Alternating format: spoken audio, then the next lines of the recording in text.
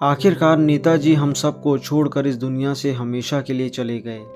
नेताजी मुलायम सिंह यादव के निधन की सूचना मिलते ही पूरे देश में शोक की लहर दौड़ गई। उनके निधन की सूचना मिलते ही गृह मंत्री, प्रधानमंत्री, रक्षा मंत्री सहित तमाम बड़े नेताओं ने नेताजी को श्रद्धांजलि अर्पित की।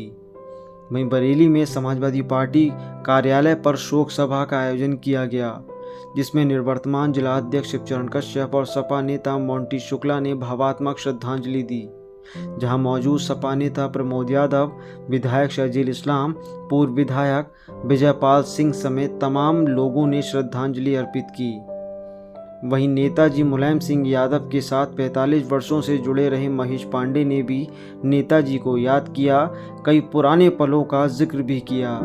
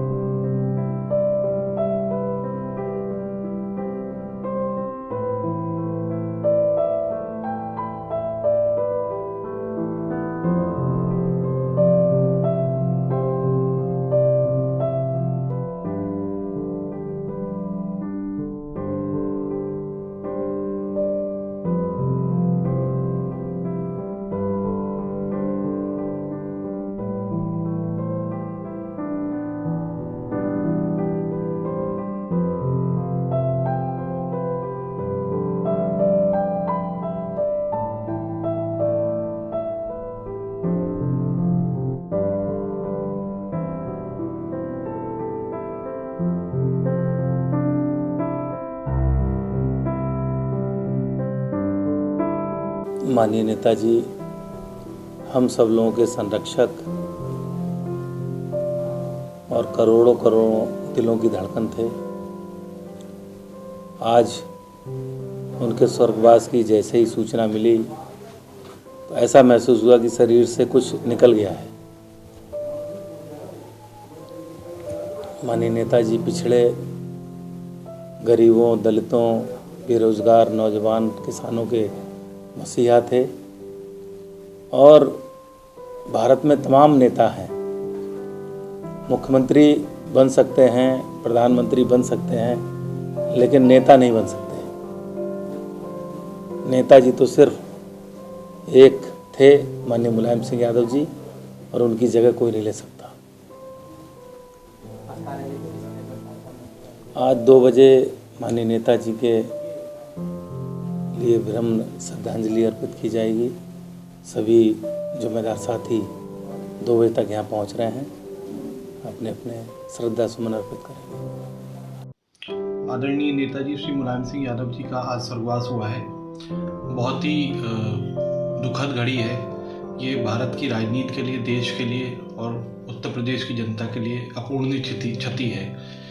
नेताजी ने अपने कार्यकाल में समाज के लिए, राष्ट्र के लिए, प्रदेश की जनता के लिए, किसानों के लिए, नौजवानों के लिए बहुत कार्य किए। उन्होंने जो सेना के जवान शहीद होते थे, अधिकारी शहीद होते थे, उनका पार्थिव शरीर उनके घर तक लाने का काम, उन्हें राजकीय सम्मान दिलाने का काम सभी शहीदों को नेताजी ने अपने कार्यकाल में रक्षा मंत्री रहते हुए किया। सभी लोग नेताजी को श्रद्धांजलि अर्पित करते हैं, नमन करते हैं।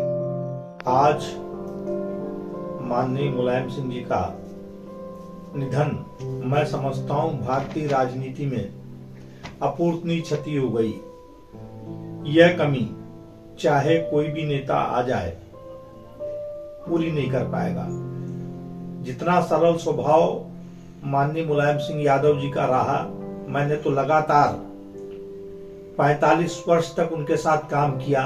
हमेशा यही लगता रहा कि माननीय राष्ट्रीय अध्यक्ष जी, माननीय संरक्षक जी ऐसे व्यक्तित्व के स्वामी थे कि जो उनसे एक बार मिल लेता था उनमें अपना बड़ा भाई, अपना पिता, अपना अग्रज, इस तरह की चीजें महसूस करता था।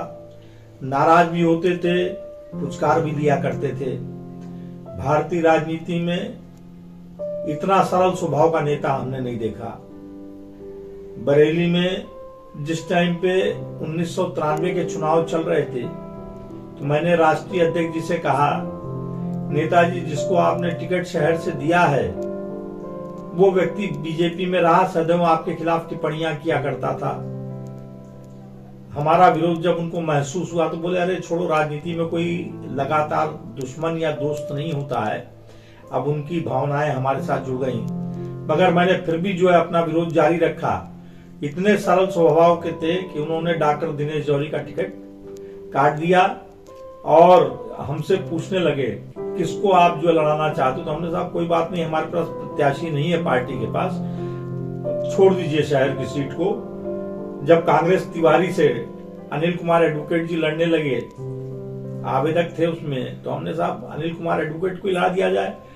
तो उनकी मेमोरी इतनी अच्छी थी माननीय मुलायम सिंह जी की, हमसे बोले उन्हीं का तो लड़का है डॉक्टर सुशीला और गिरीश का, ये तो बहुत पुराने समाजवादी हैं, राम मनोहर लोहिया जी इनके यहाँ आया जाया करते थे। चलिए कोई बात नहीं, जब तुमने कहा है तो इलेक्शन इन्हीं को लड़ाइए और जिताइए। और ये पुराना समाजवादी परिवार है, इस बात का भी ध्यान रखना कि समाजवादियों के पास पैसा नहीं होता, इनको लड़ाएंगे भी आप और इनकी व्यवस्थाएं भी कराएंगे। पार्टी के लोग जितने भी हैं शहर में ईमानदारी से इनको लड़ाएं।